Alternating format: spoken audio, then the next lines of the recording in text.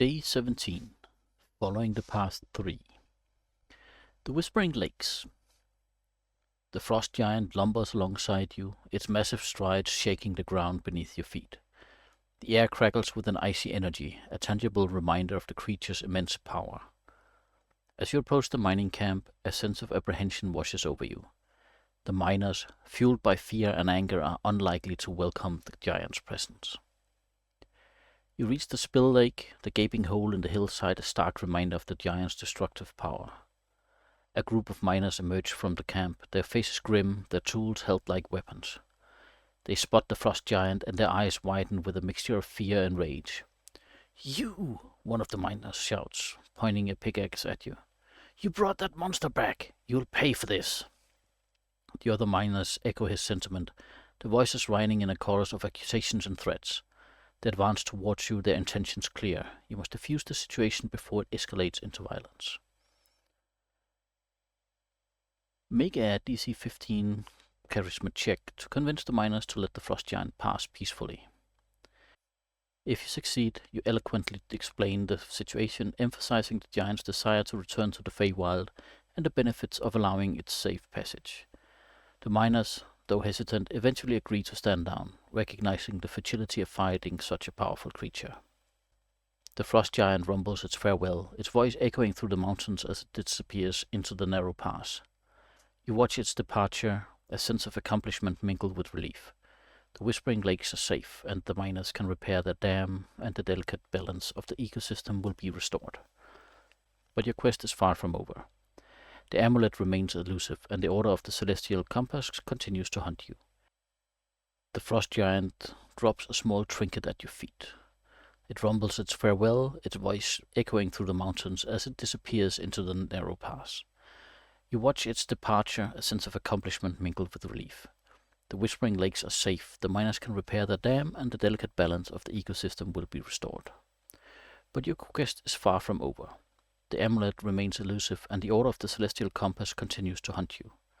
You glance at the trinket, a giant rune of protection, and clutch it in your hand, its icy surface a reminder of the powerful forces at play. This gift, a token from the gratitude of an unlikely ally, could prove invaluable in the challenges to come. With renewed determination, you turn your gaze towards the central lake, the heart of the Whispering Lakes. The water spirit's promise echoes in your mind, a beacon guiding your path. The amulet awaits, and you will find it, no matter the cost. If you fail, your words fall on deaf ears. The miners, blinded by fear and anger, refuse to listen. They attack the frost giant, a futile act of defiance that ends in tragedy. The miners' pickaxes and shovels are no match for the frost giant's immense strength. With a few swift swings of its massive club, it sends the miners flying, their bodies crumpling to the ground. The spill lake, its dam breached by the giant's rampage, empties its toxic contents into the stream, a torrent of sludge poisoning the water that feeds the Whispering Lakes. The water spirit cries out in anguish, its form flickering as the pollution spreads through its domain. Other water spirits, their forms twisted with rage, emerge from the depth of the lakes, their eyes burning with vengeance. They surround you, their voices a chorus of condemnation. "You've betrayed our trust," they shriek. "You've brought death and destruction upon our sacred waters." The water spirits unleash their fury, a combined power forcing you to flee the Whispering Lakes. Your quest for the amulet takes an unexpected turn, your path now leading towards the source of the river, the second option in your search for the relic.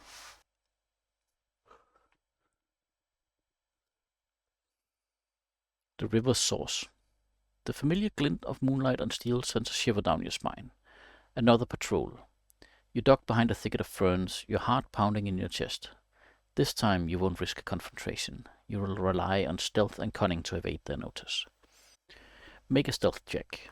The knights have a passive perception of 13 for the regular knight and 14 for the knight sergeant. You need to roll higher than their passive perception to successfully remain hidden, and remember your bonuses and other modifiers. If you succeed, you hold your breath, your body pressed against the damp earth, the ferns providing a fragile shield. The knights pass by, their voices echoing in the night, their footsteps fading in the distance. You wait, counting the seconds until you're certain they're gone. Emerging from your hiding spot, you continue your journey, your movement cautious and deliberate. The river's source is close now, its presence a beacon in the darkness. You can feel the amulet's pull, a faint tug at your senses, urging you forward.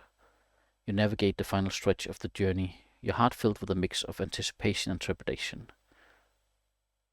The Order's presence looms large, a constant threat to your quest. But you will not be deterred. You will reach the source, you will find the amulet, and you will expose the Order's lies, no matter the cost.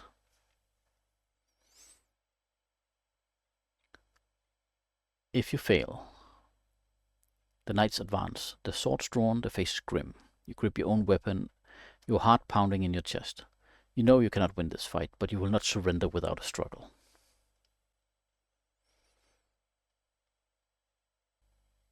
If you lose, the battle is fierce and brutal. The knights attack with precision and skill, the swords a blur of steel.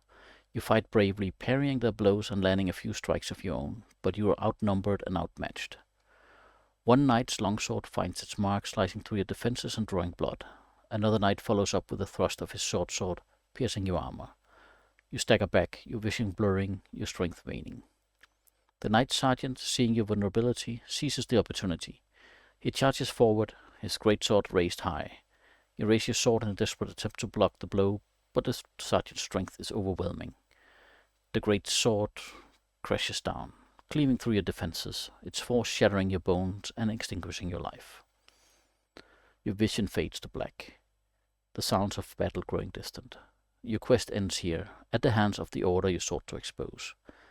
The amulet remains lost, the fate of the realms uncertain. But your sacrifice will not be in vain. Your courage will inspire others, your memory a beacon in the fight against darkness. The whispers of your deeds will echo through the ages, a testament to your unwavering dedication to protecting the innocent and upholding the balance of the realms. Feel free to make a different choice earlier in the story. If you win, the final knight falls, his armor clattering against the rocky ground. You stand amidst the fallen, your breath ragged, your body battered and bruised. The victory is hard-won, your lifeblood staining the snow crimson, but you have survived against all odds. The Forgotten Shrine. The passage opens into a vast cavern, its walls adorned with intricate carvings and shimmering crystals. A waterfall cascades from a crevice in the ceiling, its waters pooling into a crystal-clear lake that reflects the ethereal glow of the chamber.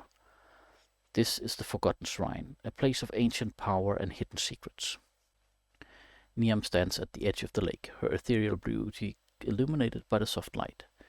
Beside her, the tiny fey creature flits among the crystals, its iridescent wings catching the light like scattered jewels. If you were not cursed with lice earlier? The fey creature zips towards you, its eyes sparkling with recognition. It buzzes around your head, examining your gear with a playful curiosity. "Ooh, shiny!" it exclaims, its voice like the tinkling of tiny bells, as it admires the gleam of your sword. If you were cursed with lice earlier. The fey creature lets out a shriek of outrage, its tiny form radiating anger. "Niam, you cannot trust this one," it cries, its voice sharp and accusing. "They lied to me. They are deceivers. They should be punished." The fey creature flits around Niam, its voice a whirlwind of accusations and demands for retribution. Niam listens patiently, her expression calm but serious. She glances at you, her eyes searching for any sign of deceit. Despite the fey creature's protest, Niam remains steadfast in her belief of you. "I trust this one," she declares, her voice firm. "They've proven their worth. They will help us restore balance to the realms." The fey creature, though frustrated, reluctantly accepts Niam's judgment. It continues to eye you with suspicion, but it refrains from further outbursts.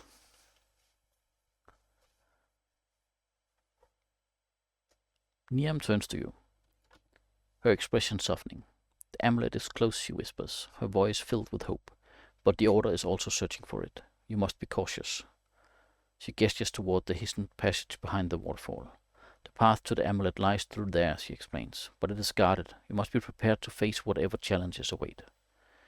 The passage behind the waterfall winds through a narrow tunnel, the air thick with moisture and the sound of rushing water. The path descends, leading you deeper into the heart of the mountain. As you emerge into a large cavern, a chilling sight greets you. A Kelpie, a creature of the Feywild known for its deceptive beauty and deadly intentions, stands guard. Its form shimmers with an ethereal glow, its equine body blending seamlessly with the cascading waterfall. Its eyes, pools of liquid moonlight, fix on you with a predatory hunger. The Kelpie senses your presence, its nostrils flaring, its ears twitching. It charges forward, its hooves pounding against the cavern floor, its mane flowing like a torrent of water. The Kelpie gains a surprise round due to its ability to blend with the waterfall, catching you off guard. The Kelpie's hooves thunder towards you, its watery mane lashing out like whips. You raise your swords in defense, but the creature's strength and speed are overwhelming. The battle for the amulet has begun.